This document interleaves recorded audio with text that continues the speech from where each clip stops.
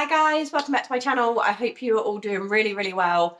Let's talk books. It's been a hot minute since I came on here and talked about books and kind of talked about what I'd read and updated you guys. So originally I had planned to, indigestion.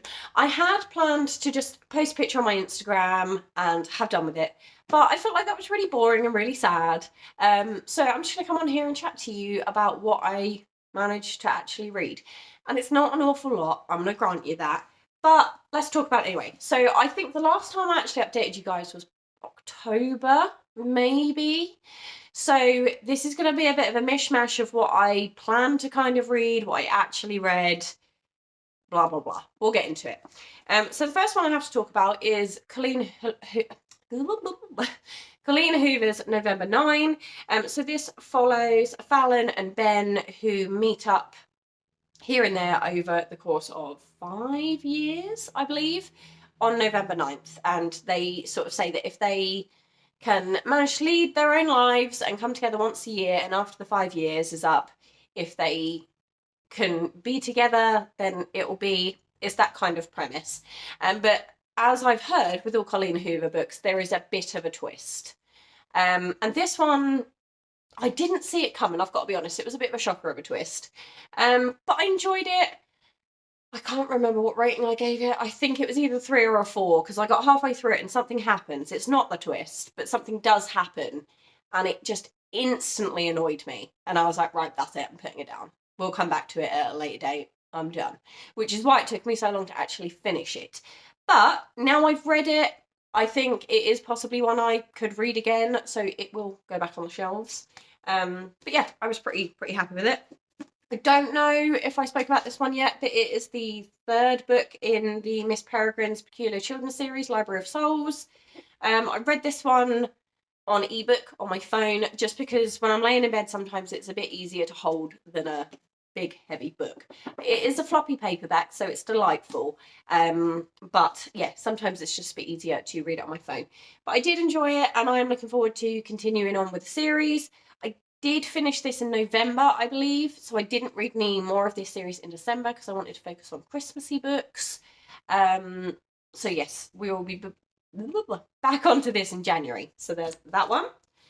Right, next up, I did it. You'll be pleased to hear I did it.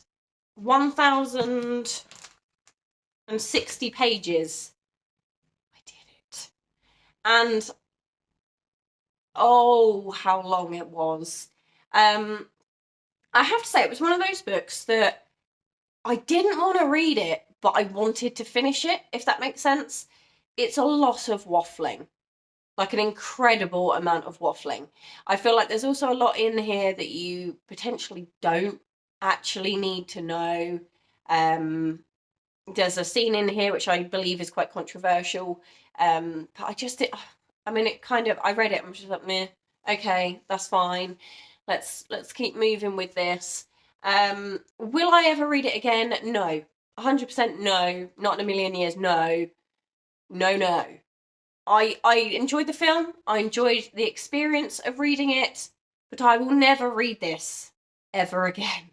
I will keep it because I believe, because of how big it is, this is possibly the biggest book I've ever read. So I am keeping it just for that alone. Just for the memories of reading it. That's it. If you like Stephen King, you will probably appreciate this more.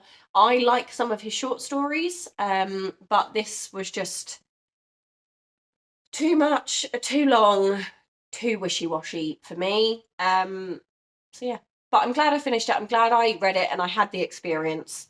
I didn't care for it as much as I did the film, but that's just me. So there's that. Right, now I did plan on reading quite a few Christmas books. It didn't quite go to plan. So let's talk about this one. So this is the second book in the Alex Pine Detective Inspector James Walker cases that happen around Christmas. And I thoroughly enjoyed this one. I couldn't put it down. It was really good. I didn't get round to reading the third one, which is The Winter Killer, that I had planned to read. But yeah, I really liked it. I think I gave it 5 stars. I can't remember, but I thoroughly enjoyed this one. Did I read this one? No. So there is quite a few on here that I did not get to. Let's just pick them all up for the minute. So yeah, The Winter Killer by Alex Pine I didn't get to, but that's fine. I will just save it for next year. I'm excited to get to it. I did read some of this one. It is Winter Magic, a collection of stories surrounding kind of winter and the season. And I read 3 of them, and I wasn't overly taken in.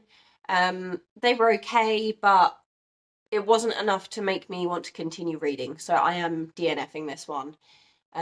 Yeah, I just wasn't overly fazed by it. So that's going. I didn't get to Nicholas Sparks' The Wish, which is a shame because I wanted to. This one, it's called One Day in December by Josie Silver, and it follows Laurie and, oh, what's his name? I can't remember. But it follows Laurie, her best friend, and a guy. And I did start this on audiobook and swiftly DNF'd it. I knew, I should have known from the back of it that it wasn't going to be a book for me. So basically, this follows Laurie, who sees a boy on Christmas Eve. Oh, just a December day. And she sees a boy on a December day at a bus stop, and it's immediately love at first sight, which I can't particularly get on board with. I appreciate that you can see someone and think, oh, they're really attractive. But the whole love at first sight, But she spends the entire following year looking for this guy everywhere. And then her best friend turns up to a party with her new boyfriend, and it is the guy she saw on the bus. And it's just not for me. Instant dislike for that trope.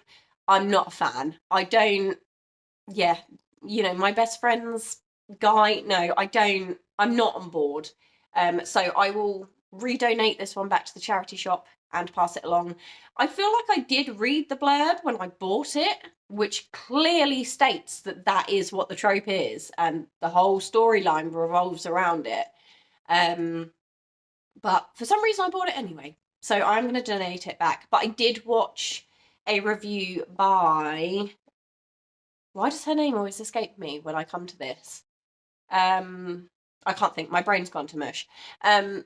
If I can remember, I will leave a link to her video in the description down below.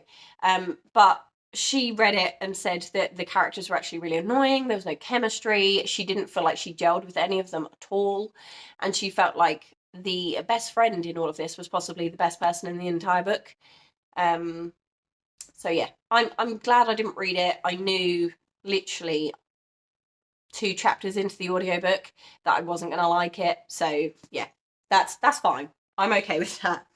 I did read, however, 2 books by Debbie Macoma. These are Merry and Bright and Starry Night. So Merry and Bright is a office-based hate to love kind of romance, and it did seem to kind of come a little bit swift, as I have read with a lot of people that review or have reviewed Debbie Macoma's books, that the love seems to kind of come out of nowhere. But that kind of whimsical, swept up in a moment kind of romance really helped me throughout December, because I struggled to read so bad. So yeah, I enjoyed this one. And then Starry Night is kind of an enemies to lovers thing again, but it's more of a girl goes to the middle of Alaska to try and talk to this elusive author who doesn't want to have any contact with anyone, and they fall in love. It's pretty simple. They're nothing more than a 3-star read, but they just bring me joy because they're so short, they're so snappy, the love happens instantly, and, well, not instantly, but you get what I mean. They're literally 200 pages. 250 pages, and they suit me quite happily. So yeah, there's that. And then the other 4 that I did not get to were The Christmas Holiday by Sophie Clare, Christmas Books by Charles Dickens. I actually don't know if I'm going to keep this book or not.